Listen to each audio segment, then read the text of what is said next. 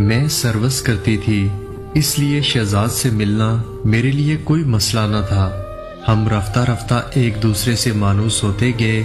اس کی دکان پر اکثر میں ضرورت کی اشیاء خریدنے جایا کرتی تھی۔ یہ بات مجھ پر اس نے بہت بعد میں آیا کی کہ وہ شادی شدہ ہے، اب کیا ہو سکتا تھا۔ ہم دونوں اس قدر آگے بڑھ چکے تھے کہ اب واپسی کا کوئی راستہ نہیں تھا۔ شہزاد ایک بیوی کا شوہر ہی نہیں بلکہ 5 بچوں کا باپ بھی تھا، مگر میں اس کی محبت میں اس قدر اندھی ہو گئی تھی کہ مجھے کچھ نظر نہیں آیا۔ میں نے تو اب اس بات کی پرواہ کرنا چھوڑ دی تھی کہ میں کتنی رسوا ہو رہی ہوں۔ رسوائی کے افسانے جب ہر زبان پر عام ہو چکے، تب میں نے محسوس کیا کہ عزت سے جینے کے لیے شادی کی بات کرنی ہوگی۔ اس نے تو اس معاملے میں چپ ہی ٹھان لی تھی۔ میں نے شہزاد کو مجبور کرنا شروع کر دیا کہ وہ مجھ سے نکاح کر لے، ورنہ لوگ ہمیں جینے نہیں دیں گے۔ وہ کہتا کہ میرا کوئی کاروبار نہیں، ایک چھوٹی سی دکان ہے، میں 2 گھروں کا خرچہ کیسے چلا پاؤں گا۔ میں نے اسے سمجھایا کہ تم کوئی اور کام شروع کر دو تاکہ حالات بہتر ہوں، پھر ہم یہ جگہ چھوڑ دیں گے، لوگوں کی زبانیں بھی بند ہو جائیں گی۔ میں نے کچھ رقم جمع کی ہوئی تھی، یہ سرمایہ شہزاد کے حوالے کیا اور شہزاد نے دکانداری چھوڑ کر بزنس شروع کیا۔ قسمت کا ستارہ عروج پر تھا کہ اس کا یہ دوسرا کام دنوں میں چل پڑا۔ پھر تو جیسے دولت نے ہمارے بازو پکڑ لیے اور اوپر ہی اوپر کھینچنے لگی۔ دیکھتے ہی دیکھتے شہزاد امیر آدمی ہو گیا، حالات سازگار ہو گئے۔ میں نے اس کو یاد دلایا کہ یہ سب تم نے مجھ کو اپنانے کی خاطر کیا تھا، اب تم ایک کامیاب بزنس مین بن چکے ہو، تم مجھ سے نکاح کر لو، کیونکہ میں تمہارے سوا کسی اور سے شادی کے بارے میں سوچ بھی نہیں سکتی۔ لیکن وہ مصروفیات کے بہانے بنا کر مجھے ٹالتا رہا، یہاں تک کہ 8 سال اس نے محض اس سوچ میں گزار دیے کہ وہ مجھ سے شادی کرے یا نہ کرے۔ میں نے یہ عرصہ بہت صبر سے گزار دیا، مگر کسی دوسرے کے ساتھ شادی کا سوچا بھی نہیں۔ ایک لمبے انتظار کے بعد میرا شہزاد سے نکاح ہو گیا۔ میں شہزاد کو پا کر بہت خوش تھی، کیوں نہ ہوتی، میری تمنا کا حاصل مجھے مل گیا تھا۔ خود کو دنیا کی خوش قسمت ترین عورت سمجھنے لگی۔ شہزاد کے پاس اللہ کا دیا سب کچھ تھا، اپنا گھر تھا، اپنی گاڑی تھی اور معاشرے میں عزت کے ساتھ ایک پہچان بھی تھی، لیکن اس کے ساتھ نکاح کے باوجود میرا اپنا کوئی گھر نہیں تھا۔ میں مجبور والدین کے گھر میں رہ رہی تھی، آخر میں کب تک ماں باپ کے در پر پڑی رہتی۔ شہزاد معاشی طور پر اس قدر مستحکم تھے کہ مجھے علیحدہ گھر میں رکھ سکتے تھے۔ جب میں نے بار بار ان کو یہ بات یاد کرائی تو انہوں نے مسئلے کا یہ حل نکالا کہ فی الحال میں ان کے ایک دوست کے گھر میں رہوں جو خالی پڑا ہوا تھا۔ تھوڑے سے سامان کے ساتھ انہوں نے مجھے اس گھر میں شفٹ کر دیا۔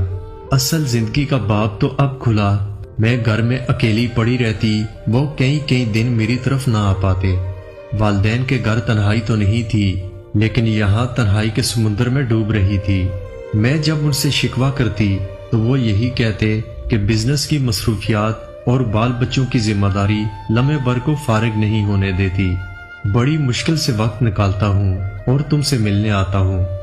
مجھے دکھ ہوتا یہ اپنے بزنس اور پہلی بیوی کو اس قدر اہمیت دیتے ہیں، مجھے کوئی اہمیت نہیں دیتے، میرے لیے وقت نہیں نکال سکتے۔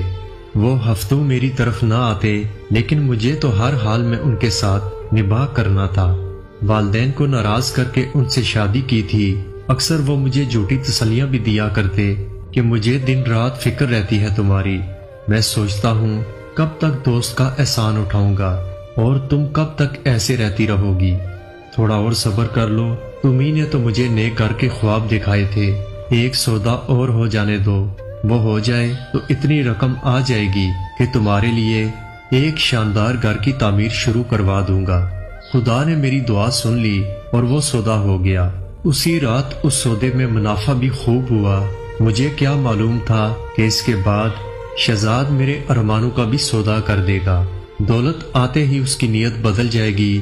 ایک روز مجھے معلوم ہوا کہ وہ مجھ سے چوری چھپے کوٹھی کی تعمیر کروا رہے ہیں۔ یہ کوٹھی میرے لیے ہی تو بنوا رہا ہے، سرپرائز دینے کی وجہ سے نہیں بتایا ہوگا۔ پھر مجھے پتا چلا کہ یہ گھر میرے لیے نہیں، اپنی پہلی بیوی اور بچوں کے لیے بنوا رہا ہے۔ یہ بات ان کے ڈرائیور نے بتائی۔ یہ جان کر مجھے بڑا دکھ ہوا۔ میں ہر برے وقت میں ان کے ساتھ چلی، اپنی جوانی کی قیمت 10 سال ان کے انتظار میں کاٹ دیے۔ اب جب کہ سکھ پانے کی باری آئی تو شہزاد کو فوراً اپنی پہلی بیوی اور بچوں کو نئی کوٹھی میں بسانے کا خیال آ گیا۔ جب اس کی چھوٹی سی دکان تھی تو اس نے محبت کے وہ رنگ دکھائے کہ میں اندھی ہو گئی، اور جب خدا نے اسے اچھے دن دکھائے تو اس نے میرے نصیب پر کالک مل دی۔ میرا حق بھی دوسری عورت کی جولی میں ڈال دیا کہ جس کی جولی تو پہلے سے بھری ہوئی تھی۔ غلطی میری ہی تھی، میں نے ایک شادی شدہ آدمی کے ساتھ محبت کی ہی کیوں تھی؟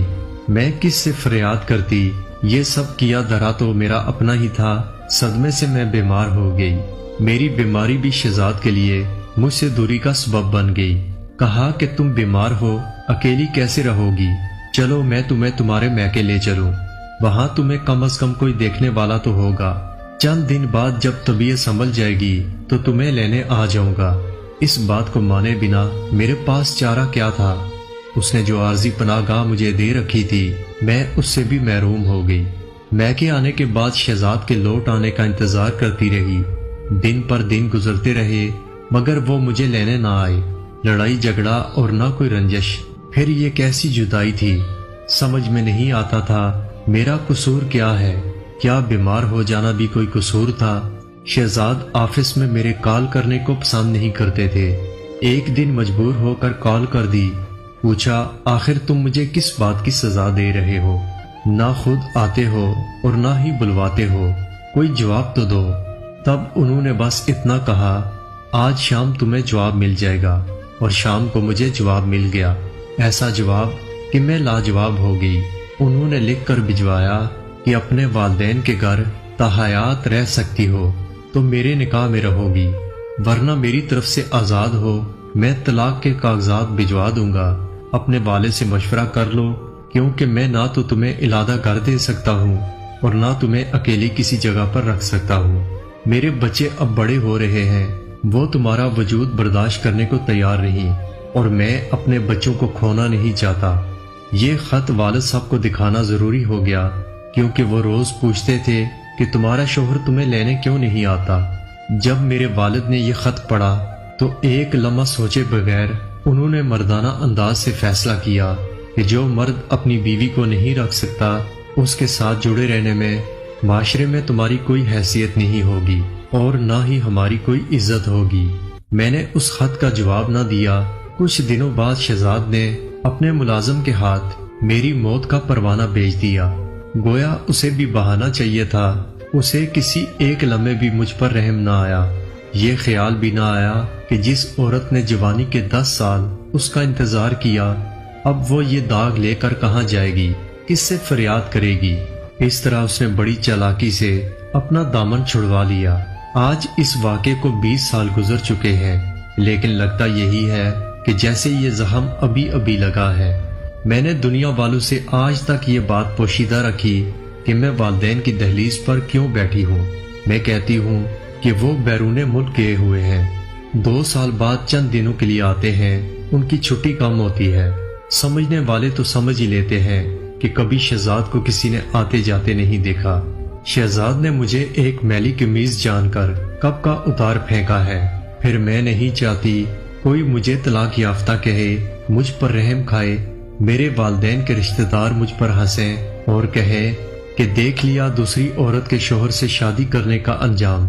دل تو چاہتا ہے کہ چیخ چیخ کر سب کو بتا دوں، ہاں وہ بے وفا ہے، میں طلاق یافتہ ہوں اور کوئی میرا نہیں، لیکن میں کسی سے کچھ نہیں کہہ سکتی کہ میرے ارمانوں کا گلشن تو مدت سے برباد ہے۔